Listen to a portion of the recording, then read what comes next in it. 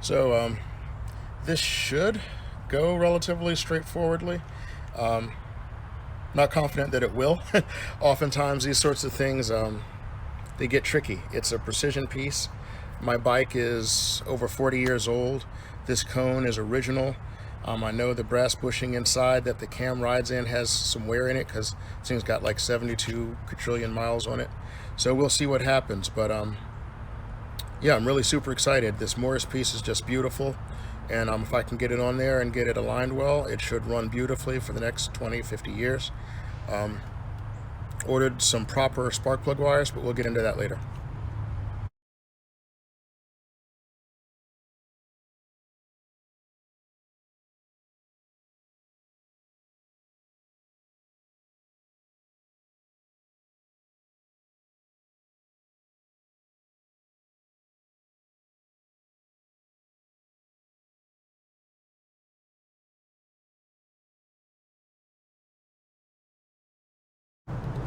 All right, so I've got cone off of my shovel.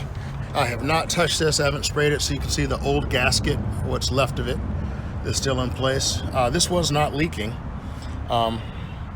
It's been sitting here not leaking for a long time. This is the back of the same or the similar cover. You can see the factory gasket has this little wall that it mounts on here, but the new piece has a much wider area. But I've got brand new gasket to put on here. Gonna get this cleaned up and install the new cover, and then we should be able to move forward. This looks like it should be a simple job, and it's high precision, so it could get hairy and dicey in some unexpected way, but my hope is that it goes well and goes easy. All right, here it is. So I have cleaned my gasket surface as best I feel I reasonably can. Like, I'm really getting in here trying to get it a tight shot. It's not perfect, but it wasn't perfect from the factory. This is probably the cleanest it's been in over 40 years. I guess I can get it to focus. I went over it with Scotch-Brite and with steel wool. And I don't want to take any material off. You know, I got all the gasket off.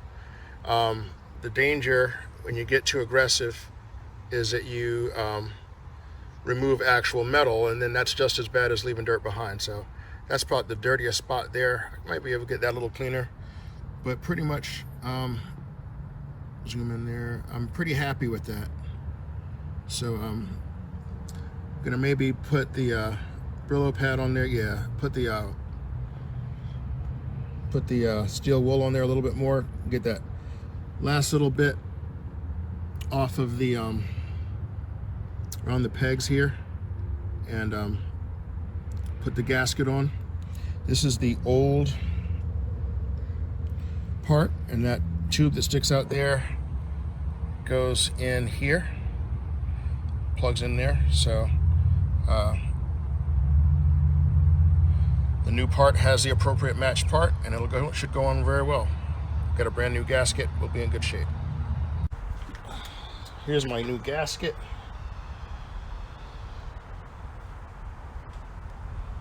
It goes on these pins here, like that. You see there's a oil passageway, all the holes line up. This gasket is really asymmetric, so it'll be hard to get it on the wrong way.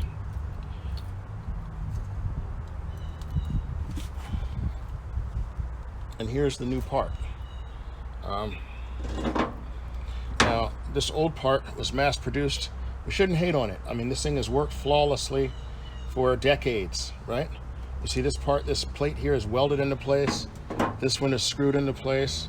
All these pretty machine surfaces. Way more contact here. Yeah, so I'm just gonna hopefully just slide this right on, and we'll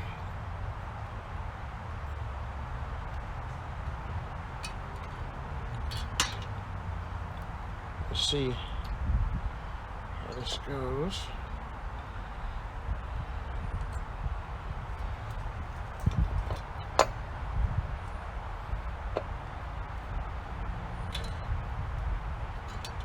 Okay, so I've lost my gasket.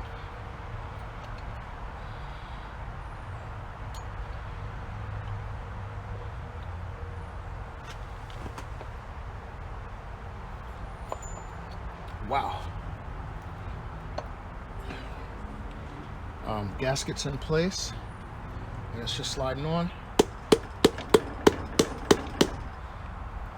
I have a dead blow hammer inside. I actually used it to get the old horn off, but cone off. But wow, I'm able to knock that in there with my bare hand. That is nice, and it's on, just that easy. See if I can break loose of this tripod.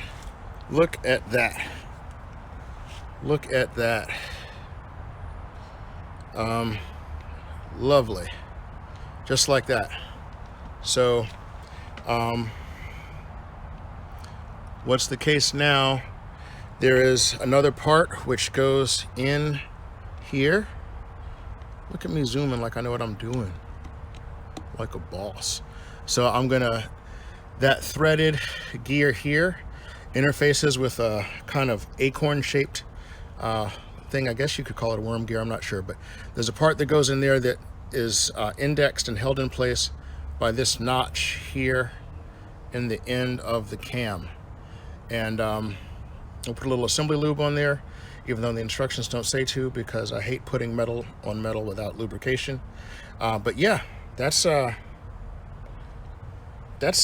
I mean, it's on. I'm just going to put the bolts in and torque them down. Then the Magneto itself sits here, and it has grooves, and we'll do some video on that. But this has been pretty good so far.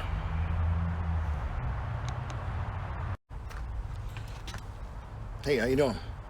All right, so this is the gear that goes on the end of the cam that drives the shaft that will ultimately turn the Magneto. And you should be able to hopefully see in there that it, trying to give you some clarity, has those two holes in it, and this little pin comes in the kit. You can put it in either hole, and according to the instructions, those holes are 9 degrees apart. So that hole gets indexed in the end of the camshaft in that notch that I showed you before. Okay, so I'm not sure if this shot is going to work out or not, but honestly, I'm more committed to putting the motorcycle together than I am to shooting great video. So I'm going to give this a shot, and now is when I need the actual assembly lube I mentioned. All right, assembly lube.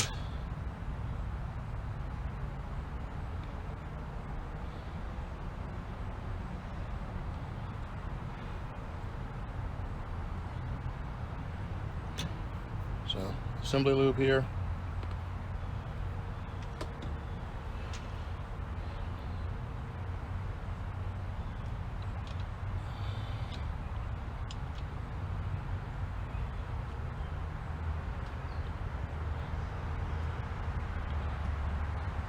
This bolt holds it all in place.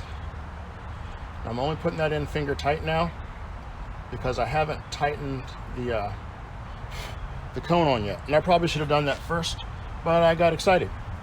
So I've got all my old mounting hardware here from taking the old cone off, and this is perfectly fine. I could go clean it up, but I'm not gonna, because this bike gets parked outside. So I'm gonna put this stuff in these holes here.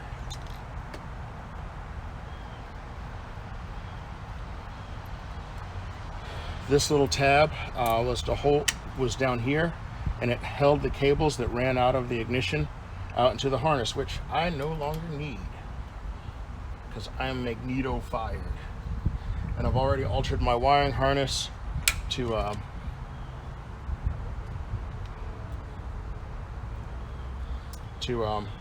disconnect the reg rec back to the battery, and just to power literally just the lights. That's all I've got is my headlight and my tail light connected to the charging circuit. Pretty crazy, huh? Which one of these is deeper? Huh. Not that one.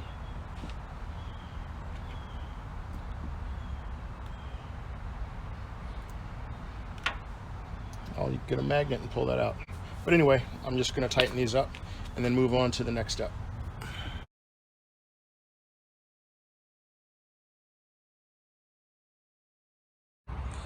Okay, so I've got the motor timed. I used the technique that they described. Crank with one plug in until you feel compression, then a little pass there to top dead center, and you got the timing mark beautifully in the hole. So then I would come around here,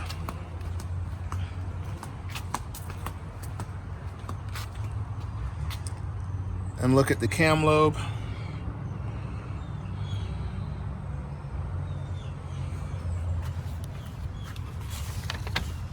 So I need to get it to that position there.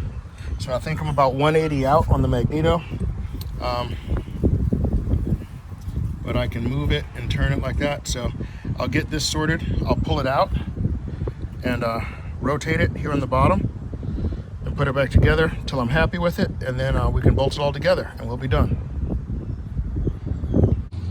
All right, so everything's within adjustment. That is the arrangement as of the drawing. That is red Loctited in place, and that is my timing mark. So I'm going to put my plug back in and wait for my solid core wires patiently and not start this tonight. And I'm going to let my red Loctite set up, and this thing is probably going to start right up. And I'm actually optimistic enough to say that. This bike is a good running machine, and I'm really comfortable and confident with this Magneto I've purchased. So I think this is gonna work very well, actually. So I'm gonna put my cover on so no rain or debris gets in here. And I've actually got a clear cover coming that I ordered, and some fancy blue wires to go with my blue detailed motif. Got my little blue end caps here, my blue kicker, and my blue glass transparent velocity stack. So yeah, I'm gonna tidy up for tonight. Not a difficult install at all. The only finicky part was getting the gear timed to the shaft here. I guess it's kind of like stabbing a distributor in like a 350 Chevy or something like that. But obviously there's like a lot of different positions that those two gears can mesh in. But the instructions are good, and a little bit of patience. Not very difficult. Just have to take your time. We'll see how it runs and how it kicks. Look, you can see through the case. The case is transparent. It's transparent. It's transparent. When the stuff turns, you can see the stuff happening with the stuff. It's gonna be crazy. It's gonna be crazy. It's gonna be crazy.